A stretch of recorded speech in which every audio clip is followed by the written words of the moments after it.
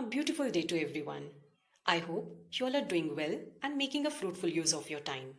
Dear learners, today we are going to take up the second chapter of Class 6 Supplementary Reader, A Pact with the Sun.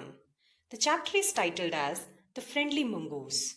This is a story which has been taken from Panchatantra.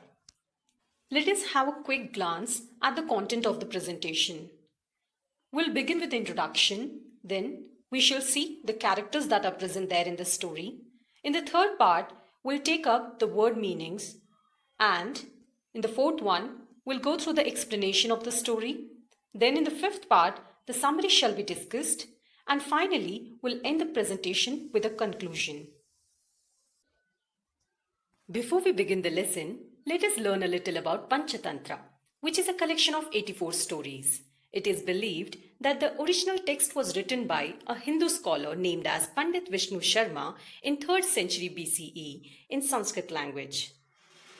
And he wrote it at the request of King Amarashakti, who gave him a challenge of imparting all the essential elements of worldly wisdom and political knowledge to his 3 block-headed sons within a span of 6 months. And the lessons which were taught by Vishnu Sharma to those 3 princes, they came down to us in the form of a book known to us as Panchatantra. According to etymologists, those who study the history and origin of words, Panchatantra is a combination of 2 words, which are Pancha and Tantra. Pancha means 5 and Tantra means principles. So, Panchatantra has 5 parts which are based on 5 principles, named as Mitra Bhed, that is, loss of friends, Mitra Labh, that is, gaining friends. The third one is Apariksita Karakam, that is, acting without thinking. The fourth one is Labdha Prasannam, that is, loss of gains. And the last one is Kakulukiyam, of crows and owls, which is based on the principle of war and peace. Through animal characters, these stories explore the follies of human beings. Let us have a quick glance at the characters of the story. We have a farmer, the farmer's wife, their baby, a mongoose, and a snake. Let us find the meaning of the words and phrases that are used in the chapter. The first one is companion, which means partner. Then cradle, which means baby's bed. The third one is keep an eye on, which means to watch. Then the fourth one is frankly, that means honestly. The fifth word is grocery, which means food and household supplies.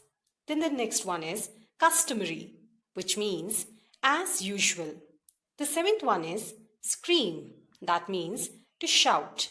Then the eighth one is smeared, which means covered. Then the last one is hysterically, which means with widely uncontrolled emotion. Let us begin with the reading of the chapter. Once, a farmer and his wife lived in a village with a small son. They loved him very much. We must have a pet, the farmer said to his wife one day. When our son grows up, he will need a companion. This pet will be our son's companion. His wife liked the idea. One evening, the farmer brought with him a tiny mongoose. It's a baby mongoose, said his wife, but will soon be fully grown. He'll be a friend to our son. So this is a story of a farmer who lived in a village with his wife and their small baby, whom they loved a lot. One day, the farmer suggested his wife that they should have a pet who would be their son's partner when he grows up. His wife liked the idea, and one evening, the farmer brought home a tiny mongoose. The wife looked at that mongoose and said that it was a baby, but will soon grow up and be a friend to their son. Let us read further. Both the baby and the mongoose grew. In 5 or 6 months, the mongoose had grown to its full size, a lovely animal with 2 shining black eyes and a bushy tail. The farmer's son was still a baby in the cradle, sleeping and crying alternately. One day, the farmer's wife wanted to go to the market. She fed the baby and rocked him to sleep in his little cradle. Picking up the basket, she said to her husband, "I am off to the bazaar. The baby is sleeping. Keep an eye on him. Frankly, I don't like to leave the child alone with the mongoose." "You need not be afraid," said the farmer. "The mongoose is a friendly animal. It's as sweet as our baby, and they are the best of friends, you know." The wife went away, and the farmer, having nothing to do in the house, decided to go out and take a look at his fields not far away. He ran into some friends on the way back and didn't return for quite some time. The story tells us that in a span of 5 to 6 months, the mongoose grew to its full size. It now was a lovely animal with two shining black eyes and a thick bushy tail. The farmer's son, on the other hand, was still an infant who slept and cried in his baby bed. One day, the farmer's wife wanted to go to the market, so she fed the baby and put him to sleep in his cradle. She picked up the basket and told her husband that she was going to the bazaar.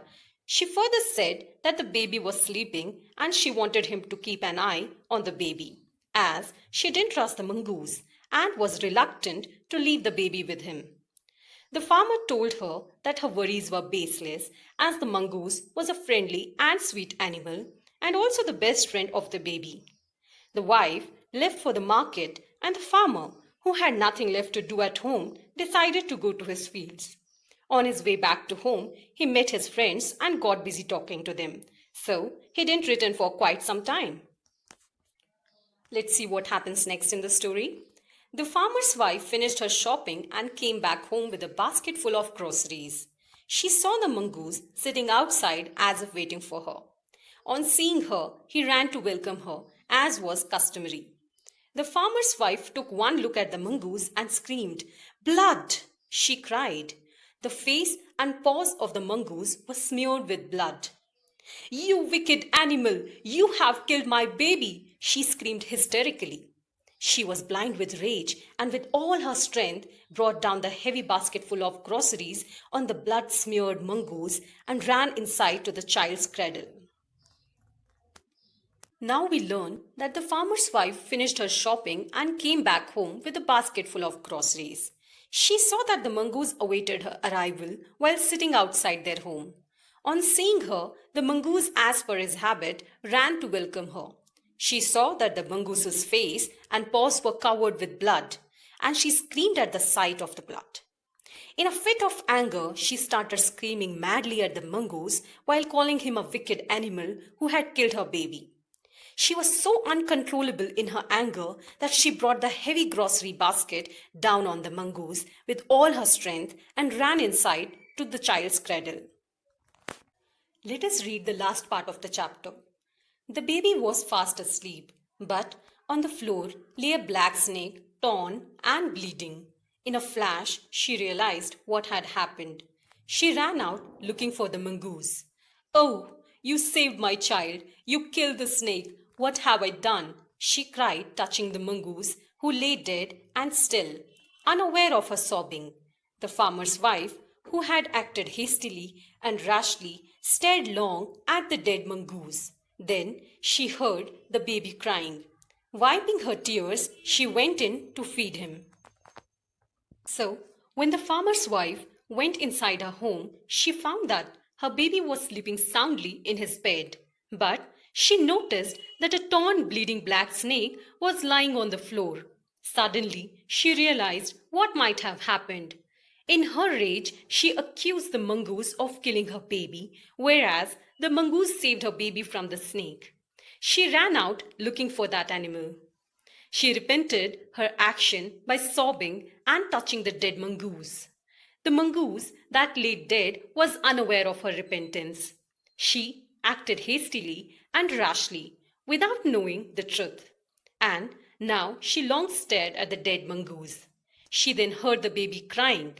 She wiped her tears and went inside to feed the baby. Let us quickly recapitulate the chapter through the summary.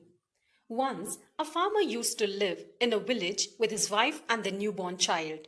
One day, the farmer told his wife that he wished to have a pet as a companion for his son. His wife liked the idea, and the farmer brought a baby mongoose with him the next day. One day, the farmer's wife went to the market to buy some groceries. She asked her husband to keep a watch on the child as she didn't trust the mongoose. Soon, the farmer also left for his fields. When the farmer's wife came back home, she saw the mouth and paws of the mongoose were smeared with blood. She thought that it had killed their baby. So she killed the mongoose by striking it with a basket full of groceries. Soon she realized that her baby was fast asleep and a black snake was lying dead on the floor. She understood that the mongoose had killed the snake and saved her son.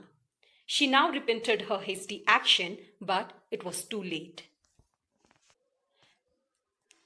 Let us learn what can we conclude from the story. We see that the chapter is based on the third principle of Panchatantra, that is aparikasitakarakam, which means acting without thinking.